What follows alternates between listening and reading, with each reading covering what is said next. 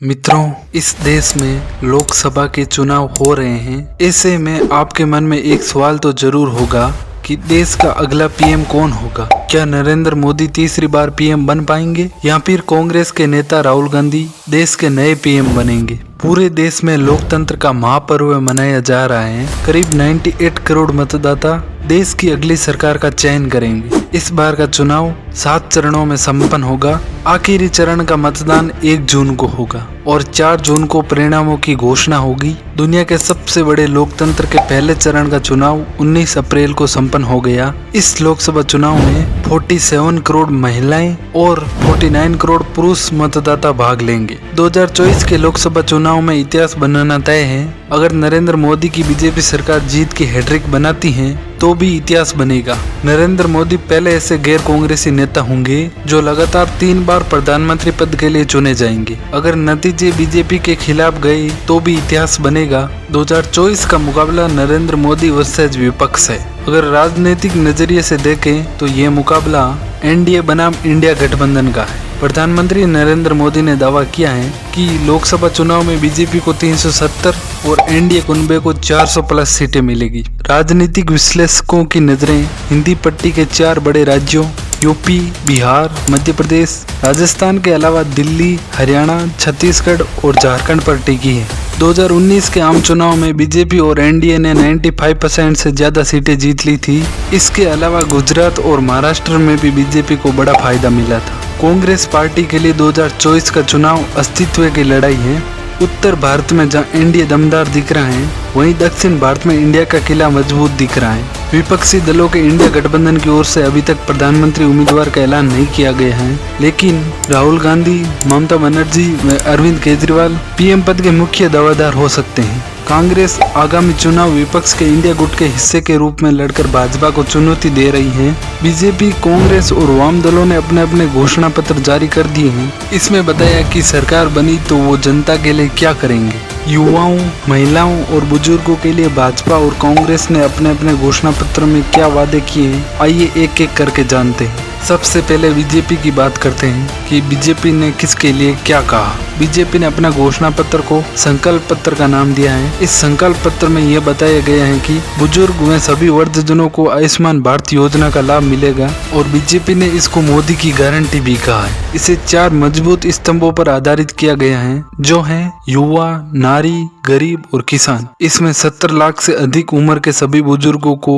आयुष्मान भारत की योजना के दायरे में लाने की घोषणा की गई है। इसके लिए अमीरी गरीबी का कोई आंकलन नहीं किया जाएगा। सभी को 5 लाख रुपए तक मुफ्त इलाज की सुविधा मिलेगी। युवाओं के लिए रोजगार बढ़ाने के लिए भाजपा ने अपने घोषणा पत्र में देश को फूड प्रोसेसिंग हब बनाने की घोषणा की है। दावा किया गया है कि इसमें युवाओं को रोजगार मिलने के साथ ही किसानों को भी फायदा होगा, खासकर अन्न उत्पादन करने वाले छोटे किसानों को फायदा होगा। इसके अलावा युवाओं की नौकरी में भागीदारी सुनिश्चित करने और उनके भविष्य को सुनिश्चित करने के लिए पेपर लीक के खिलाफ कानून बनाने की घोषणा की है। नेशनल एजुकेशन पॉलिसी लागू करने के साथ ही मुद्रा योजना में भी 20 लाख रुपए लोन देकर रोजगार के साधन पैदा किए जाएंगे।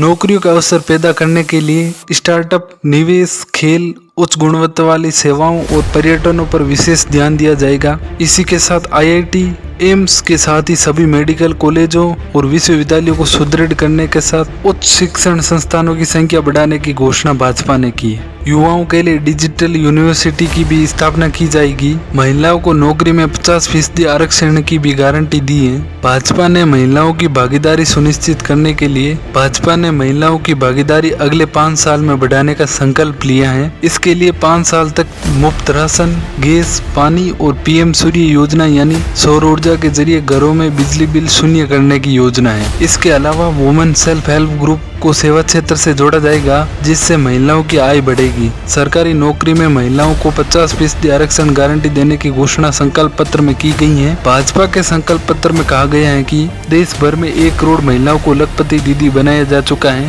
भविष्य में 3 करोड़ महिलाओं को लखपति बनाया जाएगा। अब दूसरी तरफ देखते हैं कि कांग्रेस ने अपने घोषणा पत्र में क्या क्या वादे किए हैं। इस घोषणा पत्र को कांग्रेस ने न्याय पत्र का नाम दिया है। कांग्रेस ने अपने न्याय पत्र में नियमित भर्ती को वरीयता, पक्की नौकरी के लिए कानून बनाने का वादा किया है। इसके साथ ही कांग्रेस ने अपने न्याय पत्र में हिस्सेदारी न्याय, किसान न्याय, श्रमिक न्याय, नारी न्याय और युवा न्याय की बात कही। शिक्षा और नौकरी में आर्थिक रूप से कमजोर युवाओं को 10% का आरक्षण बिना जाति समुदाय या बिना किसी भेदभाव के दिया जाएगा। भर्ती परीक्षा के दौरान पेपर लीक होने के मामलों में फैसला देने के लिए कांग्रेस ने फास्ट ट्रैक कोर्ट बनाने की घोषणा की है। साथ ही सभी पीड़ित अभ्यर्थियों को मुआवजा देने की घोषणा भी की है। इसके अलावा केंद्र सरकार के अलग अलग विभागों में खाली पड़े 30 लाख पदों को भरा जाएगा। इसके लिए आवेदन शुल्क खत्म करने की घोषणा की है। साथ ही 40 साल से कम उम्र के युवाओं को खुद का व्यापार शुरू करने में मदद मिलेगी। इसके लिए 5,000 करोड़ रुपए का आवंटन किया जाएगा।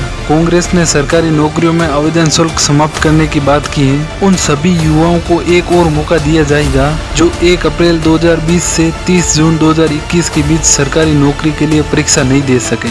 कांग्रेस के न्याय पत्र में बड़ी घोषणा है कि 15 मार्च 2024 तक बाकी सभी शैक्षिक कर्ज को ब्याज सहित माफ कर दिया जाएगा। इसके लिए बैंकों को सरकार मुआवजा देगी। इसके अलावा कांग्रेस की सरकार बनी तो 21 साल से कम आयु के उभरते खिलाड़ियों को हर महीने 10,000 रुपये स्पोर्ट्स स्कॉलरशिप दी जाएगी। महिलाओं को बिना शर्त 1 लाख रुपए देने वाली योजना शुरू की जाएगी।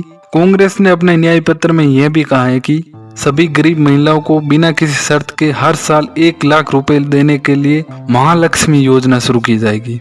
यह धनराशि परिवार की बुजुर्ग महिला के खाते में भेजी जाएगी। इसके अलावा इसमें यह भी कहा गया है कि कांग्रेस की सरकार बनी तो 2025 से केंद्र सरकार की नौकरियों में महिलाओं को 50% आरक्षण मिलेगा। कांग्रेस ने बुजुर्गों को ध्यान रखते हुए यूपीए की सरकार की ओर से जारी की गई 1 रैंक 1 पेंशन को सरकार बनते ही लागू करने की घोषणा की है। किसानों के लिए समर्थन मूल्य को कानूनी दर्जा देने की बात की है तो वहीं कर्ज माफी आयोग और जीएसटी मुक्त खेती का वादा किया है। कांग्रेस ने अपने घोषणा पत्र में शिक्षा को लेकर कई बड़े वादे किए हैं। इसमें यह कहा गया है कि अगर उनकी सरकार बनी तो नई शिक्षा नीति पर राज्यों की सलाह ली जाएगी, उसमें संशोधन करेगी तथा कक्षा 1 से कक्षा 12 तक सरकारी स्कूलों में अनिवार्य और निःशुल्क शिक्षा के लिए शिक्षा का अधिकार अधिनियम में बदलाव करेगी।